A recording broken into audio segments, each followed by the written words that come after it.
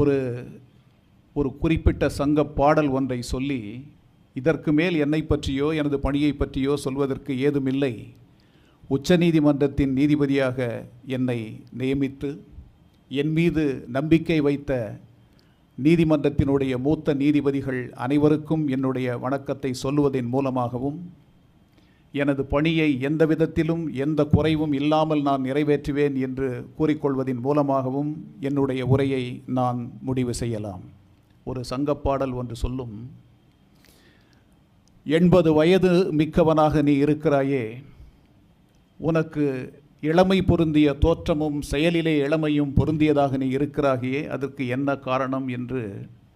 ஒரு வயோதிகனை, தோற்றத்தில் இளைஞனாக தோன்றக்கூடியவனை கேட்டார்கள். அதற்கு அவன் பதில் சொன்னான்,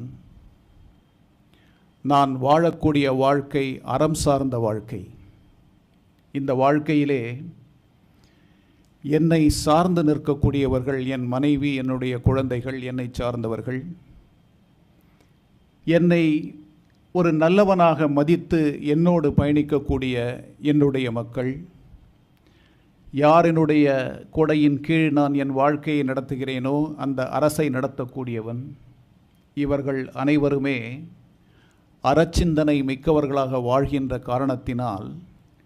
என் சிந்தனையும் அறம் சார்ந்தே காலகாலமாக இருந்து வருவதினால், நான் என்றைக்கும் இளமை பொருந்தியவனாக இருக்கிறேன் என்று அந்த புலவன் 2000 ஆண்டுகளுக்கு முன்பு பதிவு செய்தான். யாண்டு பலவாக நரையில ஆகியர், யாங்கு ஆகியர் என வினவுதிராயின், மாண்டை என் மனைவியோடு மக்களும் நிரம்பினர். யான் கண்ட அனையர் என் இளைஞர், என் வேந்தனும் அல்லன செய்யான் காக்க அதன் தலை, ஆன்று அவிழ்ந்தடங்கிய கொள்கை சான்றோர் வாழும் எம் ஊரே என்று தன் ஊரை சிறப்பித்து, நல்லனவற்றை சிந்தித்து நல்ல விதத்திலே நான் சொல்லக்கூடிய அனைத்தையுமே ஏற்று நடக்கூடிய மனைவி பிள்ளைகளோடு, எனக்கான இளைஞர்களோடு, இளையவர்களோடு, என்னை சார்ந்த மக்களோடு அருமையான ஆட்சியை நடத்தக்கூடிய என் மன்னனின் வழிகாட்டும் வழியிலே நான் நடந்து வருவதால் எனக்கு என்றும் இளமைதான், ஓய்வில்லை என்று பதிவு செய்தான் அந்த புலவன்.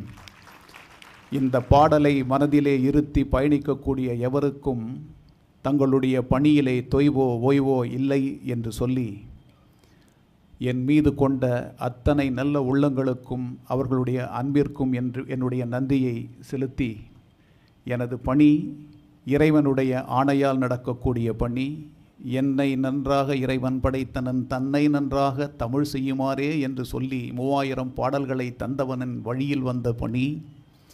நாமார்க்கும் குடியல்லோம் நமனையஞ்சோம் என்று சொல்லி பார்த்த ஒரு அற்புதமான தமிழ் கிழவனின் வழியிலே வந்த பணி, பித்தா பிறைசூடி பெருமானே அருளாளா என்று சொல்லிவிட்டு இறைவனை நண்பனாக ஆக்கி தந்த அந்த அற்புதமான ஒரு படைப்பாளியின் பணி,